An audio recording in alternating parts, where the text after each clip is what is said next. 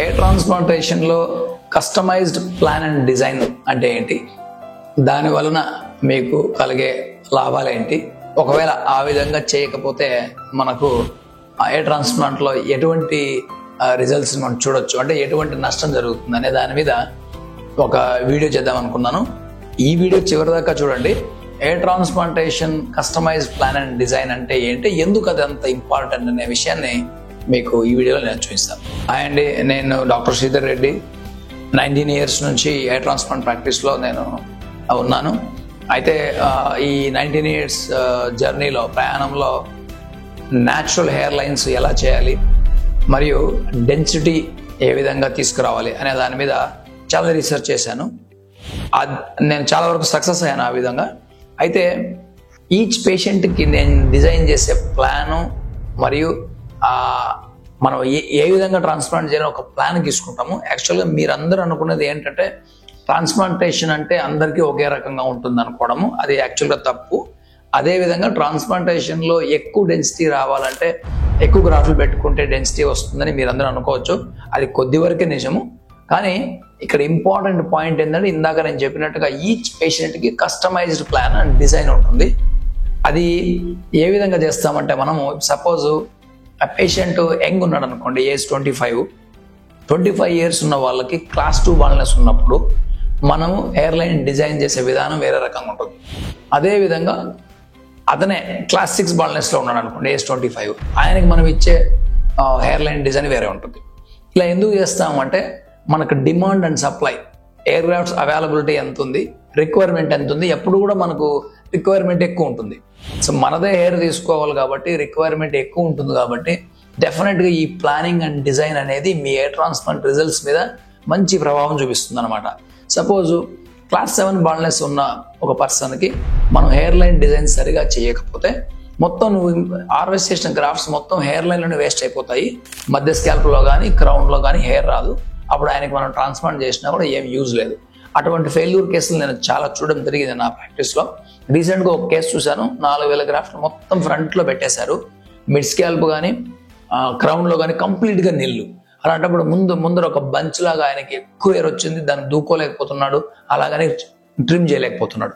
So ఇది ఎందుకంటే air transplant failure అయిందంటే లేదు, ఎయిర్ ట్రాన్స్ప్లాంట్ సక్సెస్ అయింది అక్కడ, కానీ ఆ ప్లాన్ రాంగ్ అయింది. సో రాంగ్ ప్లాన్లో రాంగ్ వేలో ఇంప్లాంట్ చేశారు. కాబట్టి ఈచ్ పేషెంట్కి డిఫరెంట్ ప్లాన్ ఉంటుందని మీరు గమనించగలరు. సో రెండో పాయింట్ ఏంటంటే, పేషెంట్ హెడ్ సైజ్ మీద. సపోజ్ class 6 బాల్నెస్ ఉన్న ఇద్దరు పేషెంట్లకి, ఒకరికి 200 square centimeter బాల్నెస్ ఉండొచ్చు, ఇంకొకరికి 350 square centimeter బాల్నెస్ ఉండొచ్చు. అప్పుడు ఇద్దరికి నువ్వు 3,500 గ్రాఫ్ట్స్ పెడితే ఇద్దరికి సేమ్ రిజల్ట్స్ రాదు. అందువలన లార్జ్ బాల్నెస్ ఉన్నప్పుడు మనం చేసే డిజైన్స్ ఏంటి, ఎట్లా మనం బాల్నెస్ని కన్జర్వ్ చేస్తాము, గ్రాఫ్ట్స్ని ఏ విధంగా సేవ్ చేస్తాము అనే దాని మీద మనకు ఫోకస్ ఉండాలి.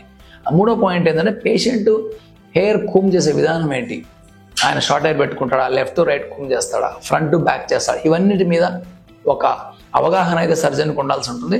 లేకపోతే మనం ఎక్కడ పడితే అక్కడ గ్రాఫ్ట్స్ ఇంప్లాంట్ చేస్తే మనకి రిజల్ట్స్ రావు. నెక్స్ట్ పాయింట్ ఏంటంటే, పేషెంట్కి ఇంకొకటి ఫేషియల్ ప్రొఫైల్స్. ఫేషియల్ ప్రొఫైల్స్ అంటే ఏంటంటే, ఫేషియల్ ప్రొఫైల్స్లో బేసిక్గా మనకు కొద్దిమందికి ఫోర్హెడ్ పెద్దగా ఉండొచ్చు, చిన్నగా ఉండొచ్చు. అదేవిధంగా ఈ ఫోర్హెడ్ చిన్న కౌంటర్ బ్యాలెన్స్ చేసుకుంటే మనకు ఫేషియల్ ప్రొఫైల్స్ని మనము ఆల్రెడీ చిన్నగా ఉన్న వాళ్ళకి మళ్ళీ ఫోర్హెడ్ మీరు చిన్నగా చేద్దామని చెప్పేసి హెయిర్ లైన్ కింద పెట్టారంటే వాళ్ళ ఫేస్ చబ్బీగా మారిపోతుంది, ఫన్నీగా మారిపోతుంది. అదేవిధంగా హెయిర్ లైన్ మ్యాచ్ కదా వాళ్ళకి. అందువలన మీ సర్జన్కి ఈ ఫేషియల్ ప్రొఫైల్స్ మీద అవగాహన ఉండాలి. హెయిర్ లైన్ ఎక్కడ తీసుకొస్తే ఇతని ఫేషియల్ ప్రొఫైల్ చేంజ్ అవ్వదు. మనం చేసే సర్జరీలో ఫేషియల్ ప్రొఫైల్స్ ఇంప్రూవ్ అవ్వాలి, నాశనం కాకూడదు. అందువలన దాని బేసిస్ మీద కూడా మనం ఎయిర్ ట్రాన్స్ప్లాంటేషన్ డిజైన్ చేయడం జరుగుతుంది. అది సైడ్ యాంగిల్ నుంచి చూసినప్పుడు ఒక్కొక్కరికి ఫోర్హెడ్ పెద్దగా కనపడుతుంది, కొంతమందికి ఫ్లాట్గా కనపడుతుంది. ఇవన్నీ మనము ఈ పాయింట్స్ అన్ని ఇంపార్టెంట్ పాయింట్స్ కన్సిడర్ చేసిన తర్వాతనే ఎయిర్ ట్రాన్స్ప్లాంటేషన్ డిజైన్ చేస్తాము. ఆ విధంగా డిజైన్ చేసినప్పుడు ఈచ్ పేషెంట్కి ఒక్కో రకంగా ప్లానింగ్ డిజైన్ ఉంటుంది. అది పేషెంట్ దగ్గర నుంచి మనం ఎగ్జామిన్ చేసినప్పుడు చూసి అబ్జర్వ్ చేసి ఆర్టిస్టిక్ హ్యాండ్, ఊరికే ఎట్లా పడితే అట్లా మనం మార్క్ చేయలేము. ఆర్టిస్టిక్ హ్యాండ్ డెఫినెట్గా అవసరము ఈ న్యాచురల్ హెయిర్ లైన్ తీసుకురావాలంటే. అదే కాకుండా ఎయిర్ లైన్లో ఇంప్లాంట్ చేసే గ్రాఫ్ట్స్ కావచ్చు, లైక్ యాంగులేషన్ కావచ్చు పర్ఫెక్ట్గా న్యాచురల్ యాంగిల్స్లో ఉండాలి. ఇవన్నీ చేయకపోతే మనకు ఆర్టిస్టిక్ హెయిర్ లైన్ రాదు, మరియు డెన్సిటీ కూడా సరిగా రాదు. సో ఇటువంటి ఇంపార్టెంట్ ఫ్యాక్టర్స్ని మనం కన్సిడర్ చేసిన తర్వాతనే ఈచ్ పేషెంట్కి మనం హెయిర్ లైన్ డిజైన్ కావచ్చు, complete hair transplant plan design కావచ్చు డిజైన్ చేయడం జరుగుతుంది అనమాట. ఈ కస్టమైజ్డ్ ప్లాన్స్ మరియు హెయిర్ లైన్ డిజైన్లో భాగంగానే ఒక్కొక్కరికి మనం ఏం చేస్తామంటే ఎఫ్యూవి గ్రాఫ్ట్స్ బియర్డ్ నుంచి కూడా తీసుకుంటాం. So combination of scalp and beard చేసినప్పుడు మనం ఏం చేస్తాము, ఇక్కడ కూడా మనం స్మార్ట్గానే డిజైన్ చేయాలి. ఈ బియర్డ్ గ్రాఫ్ట్స్ మనం తీసుకెళ్ళి ముందర హెయిర్ లైన్లో ఇంప్లాంట్ చేయకూడదు. కాబట్టి కాంబినేషన్ ఆఫ్ స్కాల్ప్తో కంబైన్ చేసి మిడ్ స్కాల్ప్లో కానీ క్రౌన్లో కానీ ఇంప్లాంట్ చేయొచ్చు, లేదా మిడ్ స్కాల్ప్లో ఇంప్లాంట్ చేయొచ్చు, లేకపోతే క్రౌన్లో మనం frontal portion of the crown implant చేయొచ్చు. అదేవిధంగా క్రౌన్లో సుడి ఉంటుంది కదా, సుడిలో మళ్ళీ మనం బియర్డ్ గ్రాఫ్ట్స్ డైరెక్ట్గా పెట్టలేము. ఎందుకంటే అది ఎరెక్టింగ్ ఉండి కొంచెం స్ట్రాంగ్ ఉండి ఆ సుడిలో మనకు న్యాచురల్గా బ్లెండ్ అవ్వదు. ఇది కూడా కస్టమైజ్డ్ ప్లాన్లో ఒక భాగమే. అందువల్ల సోర్స్ ఆఫ్ గ్రాఫ్ట్స్ మారినప్పుడు, అంటే combination of scalp and beard మనం చేసుకున్నప్పుడు డెఫినెట్గా ఈ customized designs and plans will play a big role అనమాట. లేకపోతే మన రిజల్ట్స్ సరిగా రావు.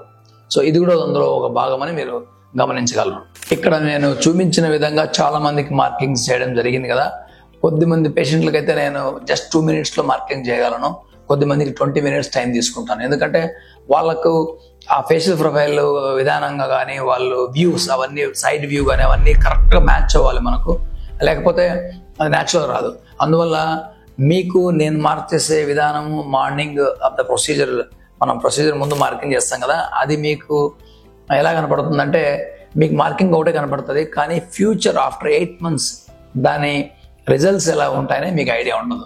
అందువల్ల చాలా మంది పేషెంట్లు ఏం చేస్తారంటే ఈ మార్కింగ్ కిందకి పెట్టమంటారు, లేకపోతే సైడ్కి తీసుకురమ్మంటారు, వాళ్ళకి ఐడియా ఉండదు. కాబట్టి మీరు చూస్తున్న మార్కింగ్ అనేది ఫైనల్ రిజల్ట్స్ కాదని గమనించాలి. అక్కడ మార్కింగ్ చేస్తున్నాం కదా మనము, దాని రిజల్ట్స్ మీకు ఆఫ్టర్ 8 months తర్వాత వస్తుంది.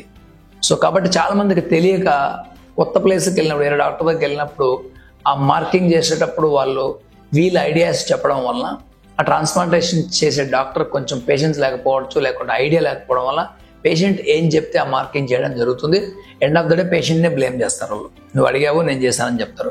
కాబట్టి ఈ మార్కింగ్ చాలా ఇంపార్టెంట్. మార్కింగ్ చేయాలంటే పేషెంట్ దగ్గర నిలబడుకొని అన్ని యాంగిల్స్తో మన వ్యూస్ చూసిన తర్వాత కాన్ఫిడెంట్గా వాళ్ళకి మనకు అద్దం ముందు చూపించి మార్కింగ్ చేయాలి. అదే ఇందాక చెప్పినట్టుగా ఒక్కొక్కరికి 2-3 minutesలో చేయగలిగితే కొంతమందికి 20 minutes టైం తీసుకున్న సందర్భాలు ఎన్నో ఉన్నాయి. అక్కడ డాక్టర్కి చాలా పేషెన్స్ అవసరం. కొద్దిమంది ఏం చేస్తారంటే పేషెంట్లు ఇన్పుట్స్ ఎక్కువ ఇవ్వడం వల్ల కొద్దిమంది డాక్టర్లు మీకు ఆ మార్కింగ్ చూపించకుండా డైరెక్ట్ ఆపరేషన్ థియేటర్లో మార్కింగ్ చేసుకుంటారు. అప్పుడు మీ ట్రాన్స్ప్లాంటేషన్ గ్యారెంటీగా ఫెయిల్ అయ్యే ప్రమాదం ఉంది. ఎందుకంటే నేను చేసిన మార్కింగ్ డైరెక్ట్గా ఒక రకంగా కనపడితే ఇండైరెక్ట్ అద్దంలో ఇంకో రకంగా కనపడుతుంది, దూరం నుంచి చూస్తే ఇంకో రకంగా కనపడుతుంది. ఆ 3 ఫ్యాక్టర్స్ని మనము బ్యాలెన్స్ చేసి న్యాచురల్గా ఉండేటట్టు మనం చేయాలి. సో అదేవిధంగా మేము చేస్తున్న మార్కింగ్స్ అది ఫైనల్ రిజల్ట్ నీకు అప్పుడు కనపడదు. 8 months తర్వాత ఎలా ఉంటుందని మీ సర్జన్కి మాత్రమే తెలుసు. నాకు తెలుసు ఎలా ఉంటుందో అది ఆఫ్టర్ 8 months. కాబట్టి మీ రిజల్ట్స్ ఫైనల్ 8 months 9 months తర్వాత కనపడుతుంది. దాని అనుగుణంగా బేస్డ్ ఆన్ దాట్ రిజల్ట్స్ నేను ఇక్కడ మార్కింగ్స్ చేయడం జరుగుతుంది. అదేవిధంగా కొంతమంది పేషెంట్స్కి ఉన్న యాంగులేషన్స్ డిఫరెంట్గా ఉంటాయి. పేషెంట్ స్కాల్ప్ చూస్తేనే మనకు అర్థమైపోతుంది ఏ విధంగా చేయాలనేది. అందుకే కొంతమంది పేషెంట్స్ ప్లాన్స్ కొంతమందికి అర్థం కూడా కావు. సో ఓన్లీ మీ ఎక్స్పర్ట్కి అర్థమవుతాయని గమనించగలరు.